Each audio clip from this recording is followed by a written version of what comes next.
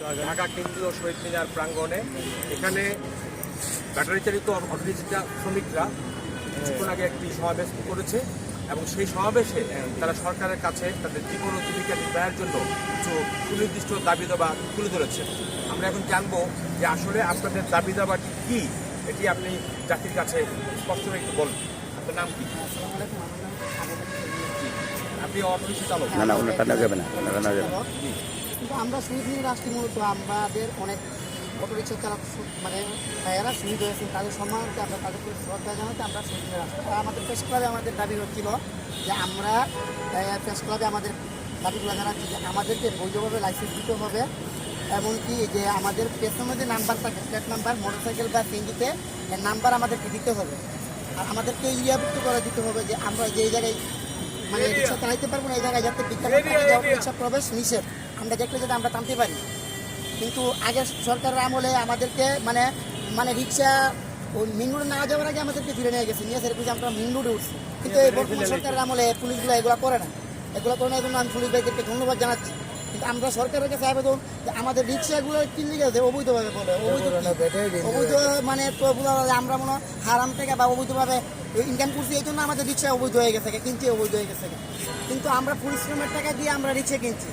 আমাদের অনেক ভাই গ্রাম থেকে গরু বিক্রি করে টাকাই নিয়ে মানে অটো কিনছে, অনেকে কিস্তির উপর টাকা আনছে অটো কিনছে, অনেকে আবার ব্যাংকের থেকে লোন নিচ্ছে, এনজিওর থেকে লোন নিয়ে অটো রিক্সা কিনছে, কিনা চালাইতেছে ভাই। আর বর্তমানে বুঝলাম আমরা ডিজিটালভাবে আগাইতেছি রিক্সা চালাইয়া, আগে আমরা পায়ে রিক্সা চালাইতাম, এখন আমরা ডিজিটাল রিক্সা চালাইতেছি। আমাদের রিক্সাগুলো মাসাল্লাহ এখন যেভাবে বানাইছে মোটামুটি ভালো। এই যে আমরা যেদিকে যাই ডান দিকে গেলে সিগন্যাল আছে আমাদের গাড়ির, আমাদের স্পিড উঠে গাড়িতে, আমাদের রিক্সার মাঝে স্পিড উঠে, আমরা প্রতি স্পিডে চালাইতেছি আমাদের সামনে রিক্সার মাঝে উঠে। কিন্তু সরকার আরও ইচ্ছা করলে এটা আরও তথ্য প্রযুক্তির মাধ্যমে আরও সহজ করতে পারে। আমরা তো ভাই আমরা একসময় গ্রামের মাঝে দেখা গেছে মানুষ ওই নাঙ্গল দিয়ে হাল বাইছে করছে, কিন্তু এখন তো ডিজিটাল ভাবে মানুষের তথ্য প্রযুক্তির মাধ্যমে ট্রাক্টর দিয়ে হাল বাইছে। আমরা পায়ে রিক্সা চালাইছি এক সময়, আমরা অনেক ডিজিটাল রিক্সা পাইছি, ডিজিটাল ভাবে চালাইতেছি। আমরা ডিজিটাল রিক্সা চালানোর মধ্যে আমাদের দেখা যাচ্ছে যে রিক্সার মধ্যে যে টিফিনদার উঠে স্টুডেন্ট বা অনেকে উঠে আমাদের স্বল্প টাকায় যাইতে পারে, 50 টাকার ভাড়া যদি বলে আমাদেরকে 30 টাকা দিব মামা, তাহলে আমরা নিয়ে যাই, কারণ আমাদের কষ্ট কম হয় জন্য আমরা নিয়ে যাই। আপনাদের মূল দাবিটা কি? আমাদের মূল দাবি সরকারের কাছে আমাদের যে আমাদের রিক্সা বন্ধ করেন না প্লিজ। আমরা অনেক মানুষ, যেহেতু আমরা যদি হঠাৎ করে রিক্সাটা বন্ধ করে দেন তাহলে আমরা পথে বসতে হবে, আমাদের পথে বসতে হবে। আমরা তো এমনি পথে থাকি, কারণ আমরা আপনারা যদি রিক্সাগুলো বন্ধ করেন, আমাদের প্রায় 10 লক্ষ মানুষ ডাকাতি আছে রিক্সা চালক, আর এদের সাথে প্রায় আরও ধরেন 5 জন করে যোগ করলে 10 লক্ষের মাঝে প্রায় এখন 15 লক্ষ মানুষ হয়ে যাবে। আরেকটি প্রশ্ন আপনার কাছে করবো, আপনারা কি আন্দোলনটি যদি আপনাদের দাবি দেওয়ার বিষয়ে আন্দোলন কি আপনারা চালিয়ে যেতে চাচ্ছেন? অবশ্যই আমরা চাচ্ছি, কারণ আমাদের দাবি তো যৌক্তিক, আমাদের যৌক্তিক দাবি নিয়ে আমরা আন্দোলন করতেছি। আমাদের দাবি যতক্ষণ পর্যন্ত না মেনে নেবে ততক্ষণ পর্যন্ত আমরা রাজপথে থাকবো। আর আমাদের যে অবৈধ বলে ট্যাগ দেওয়া হচ্ছে, এইটা আমার বোধগম্য হয় না। কেন অবৈধ? আমরা নাকি বিদ্যুৎ চুরি করে আমরা এটা পরিচালনা করি।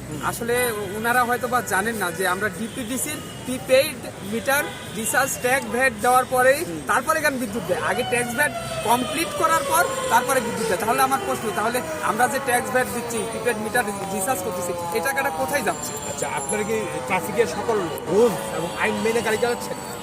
অবশ্যই, কারণ আমরাও তো যে 22টি মহাসড়ক আছে ঢাকাতে, সেই 22টি মহাসড়ক পরিত্রাণ করেই কিন্তু আমরা গাড়ি চালাই। আর যারা ভুল করে এই রোডগুলাই চলে আসে তাদের কিন্তু পানিশমেন্ট দেওয়া হয়, তাদের রেকার আওতায় আনা হয়, ব্যাটারি খুলে নেওয়া হয়। আপনাদের বন্ধ করে হয়েছে কয়দিন? এটা আজকে 4 দিন। এখন আপনারা কি করে লোড হয়ে যাচ্ছে? আমরা আপাতত এই 4 দিন কোনো জীবিকা নির্ভর কোনো পথ পাইনি, কোনো কর্ম পাইনি, আমরা বসে আছি। সুপ্রিয় দর্শক, এতক্ষণ শুনলেন ব্যাটারি চালিত অটোরিক্সা চালকদের শ্রমিকদের বক্তব্য। তারা স্পষ্ট করেই বলেছেন যে আমরা সরকারের সকল নিয়মকানুন মেনে এবং ট্রাফিক রুলস এবং ল মেনে আমরা এই আমাদের যে রিক্সা পরিবহনটি চালাচ্ছি, এবং আমাদের বিকল্প ব্যবস্থা না করে সরকার যেন কোনো পদক্ষেপ না নেন, এবং আমাদের পরিবারের কথা চিন্তা করে, আমাদের স্ত্রী সন্তানের কথা চিন্তা করে তারা যেন একটি সুন্দর ব্যবস্থা গ্রহণ করেন, এই দাবিটি তারা জাতির কাছে স্পষ্ট করে সরকারের কাছে তুলে ধরেছেন। জাতীয় শহীদ মিনার থেকে মাইনুল ইসলাম মিলন, CNN বাংলা টেলিভিশন, ঢাকা।